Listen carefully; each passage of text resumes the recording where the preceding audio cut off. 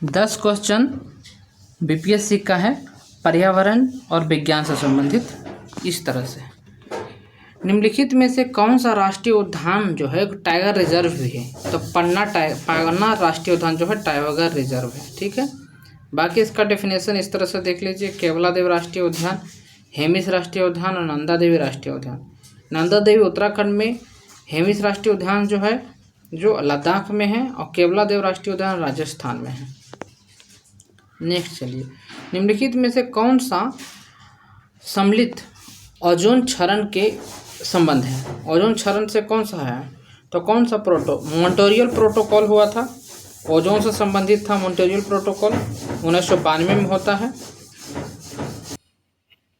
1992 में होता है मॉन्ट्रियल प्रोटोकॉल। ठीक है, सॉरी,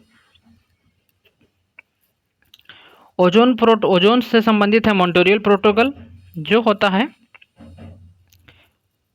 1987 में 16 सितंबर को। उसी दिन से ओजोन दिवस मनाते हैं। 16 सितंबर को हम लोग 197 देशों ने भाग लिया था इसमें।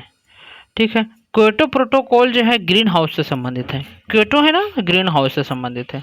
ठीक है, उसके बाद फिर है पृथ्वी शिखर सम्मेलन। पृथ्वी शिखर सम्मेलन जो है ये है ब्राज़ील के रियो डी जेनेरो में हुआ था।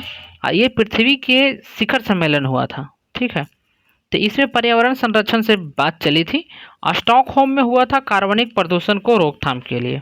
ठीक है, तो देखिए जैसे आता है कि आप बताइए कि कौन सा प्रोटोकॉल हो गया इसमें, तो इसमें हो जाता है अपना मॉन्ट्रियल प्रोटोकॉल। ठीक है, क्योटो कब हुआ था? तो 1992 में। ये कब हुआ? 87 में। ये किसके लिए है क्योटो? तो क्योटो जो है ग्रीन हाउस के लिए है। CO2 को रोकथाम करेंगे हम इसमें। इसमें क्या करेंगे? इसमें ओजोन के लिए है, O3 के लिए है। पृथ्वी शिखर सम्मेलन में क्या हुआ था? तो पृथ्वी शिखर सम्मेलन में हुआ था कि इसमें पर्यावरण से संबंधित था पृथ्वी शिखर सम्मेलन में। और स्टॉकहोम में क्या है? कार्बन के रोकथाम के लिए। ठीक है, इस तरह से है। नेक्स्ट चले, चिपको आंदोलन के तरह कन्नड़ में एक आंदोलन चला था। कौन सा आंदोलन था? तो कन्नड़ में जो चला था आंदोलन वो था अपोली आंदोलन।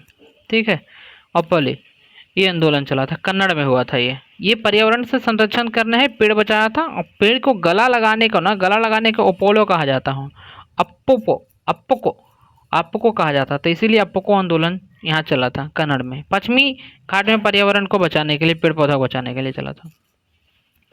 लक्ष्य देखिए 1, 2, एक लक्ष्य 4 है, लक्ष्य 5, 14 और 15 किससे संबंधित है? तो लक्ष्य देखिए 4, आपको लक्ष्य 4 जो है ये देखिए लक्ष्य 4, तो इसका आंसर क्या हो जाएगा? तो इसका आंसर जो है आपका बी नंबर हो जाएगा। ये हो जाएगा, कौन सा हो जाएगा? तो देखिए इसका लक्ष्य 4 में गुणवत्ता की शिक्षा आधारित है, गुणवत्ता की शिक्षा होना चाहिए।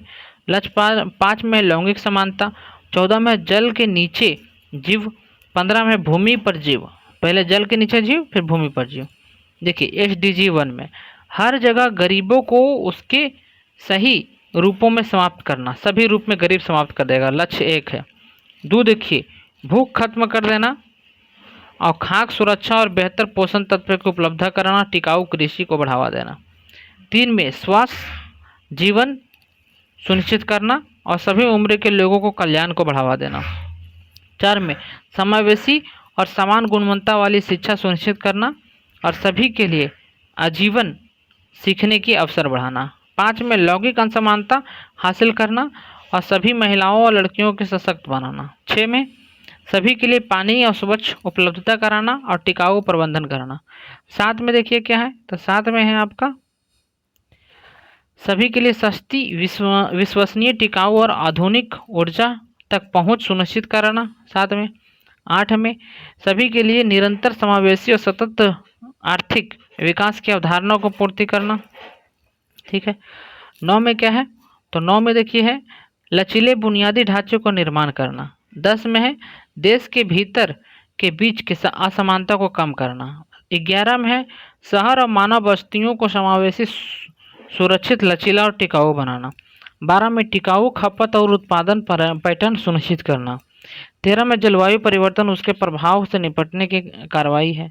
14 में सतत विकास के लिए महासागर, समुद्र और समुद्री संसाधनों के संरक्षण है। और 15 में जो है स्थलीय पारिस्थितिकी तंत्र के लिए है। ठीक है। 16 में है सतत विकास के लिए शांतिपूर्ण समावेशी समाजों को बढ़ावा देना। 17 में है कार्यक्रम कार्यान्वयन और संसाधनों के मजबूत करना और सतत विकास के लिए वैश्विक साझेदारी में पुनर्जीवित करना। इस तरह से आप देख लिए 17 तक है। निम्नलिखित में से भारत में जैव विविधता का हॉटस्पॉट माना जाता है, तो पश्चिमी घाट को माना जाता है। ठीक है, चलो। हाँ, बेसन कन्वेंशन कहाँ हुआ था? बेसन कन्वेंशन जो हुआ है 1 के 2 हो जाएगा। खतरनाक कचरे के सीमा प्रवाह से करने के लिए रोकथाम के लिए बेसन कन्वेंशन हुआ था। रोटर कन्वेंशन कहाँ हुआ? रोटर व कन्वेंशन का क्या है संबंध? खतरनाक रसायन से, रोटर देखो हो जाएगा रसायन से। ठीक है, रोटर किससे होगा? रसायन से। आई किससे होगा? तो खरपतवार से होगा। मिनीमाता किससे होगा? तो पारा से होगा। और स्टॉकहोम समझौता किससे होगा? तो चिरस्थायी परमानेंट जैव प्रदूषण से रोकथाम के लिए होगा। ठीक है, नेक्स्ट देखिए, गंगा डॉल्फिन के संबंध में कौन सा कथन जो सही है?